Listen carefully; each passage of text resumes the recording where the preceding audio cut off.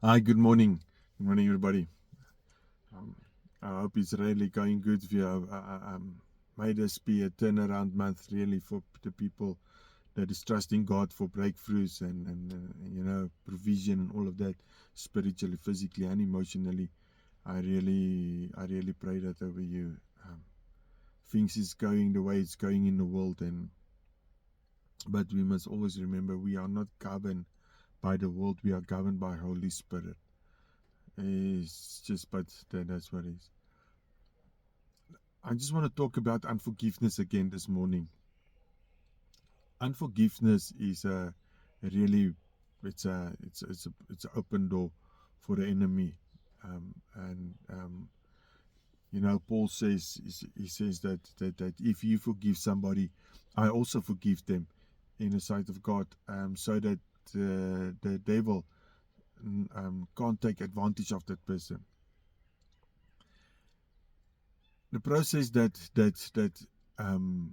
works for me, and we've got an appointment for counseling that is first of all is to repent before God, to say, God, I'm sorry that I have unforgiveness in me, because that is a sin. Unforgiveness is a sin. So you repent of it, says, please forgive me, and then God forgives you for the process, and then you can repent towards the people or not, and tell them, please forgive me that I had unforgiveness towards you, and then you forgive them and bless them.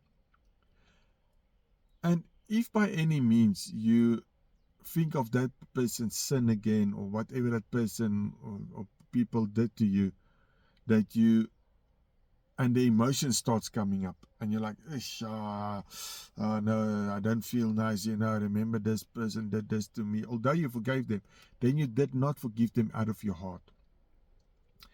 If whatever they did to you does not trigger your emotions, this is now according to me and what I've experienced, then you have dealt it with your heart.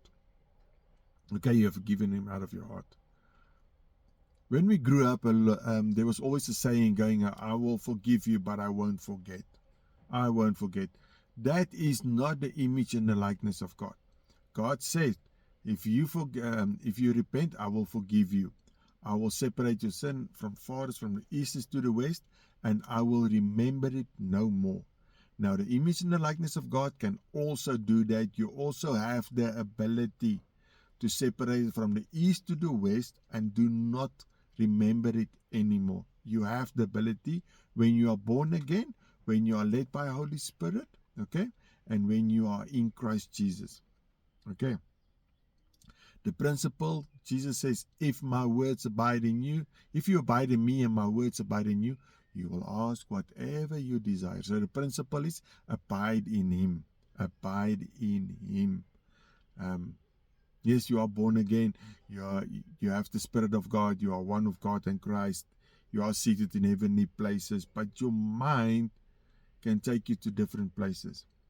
So whatever you focus on, that is, I think, where you currently, that's basically where you, spiritually speaking, now abiding. You understand? So if you worry about provision, you are abiding in worry for provision, for security. That is where you're abiding. But if you abide in Christ, peace, righteousness, and joy, and that is what will happen in your life.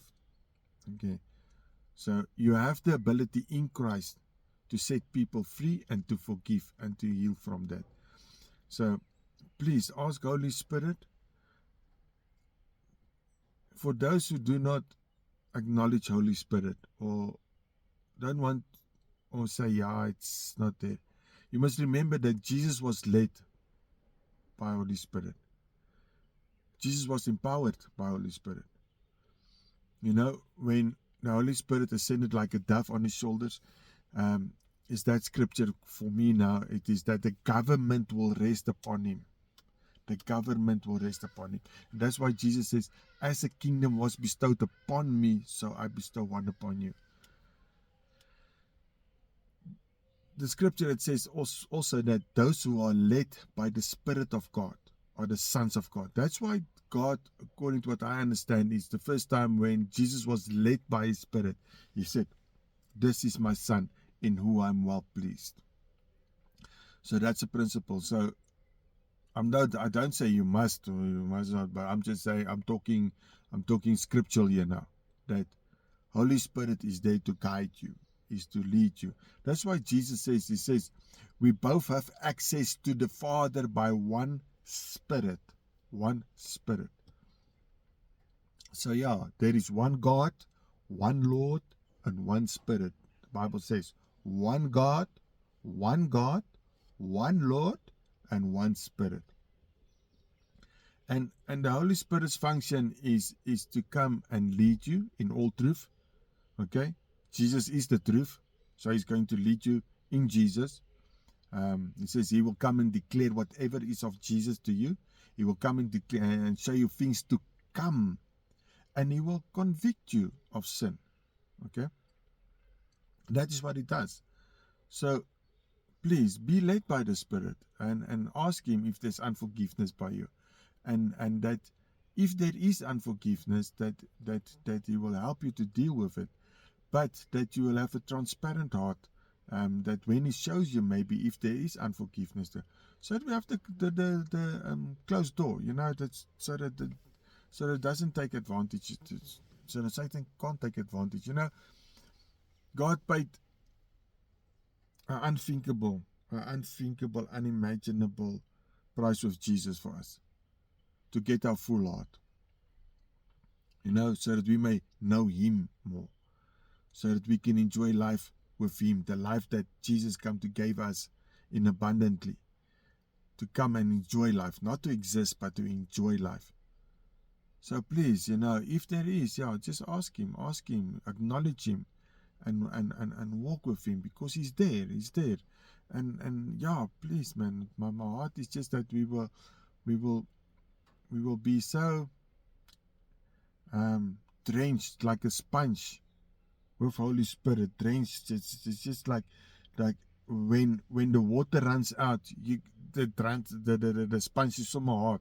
You can feel the sponge is not, it's gonna hurt your hand. And when we don't acknowledge or be guided by that, we will feel like that.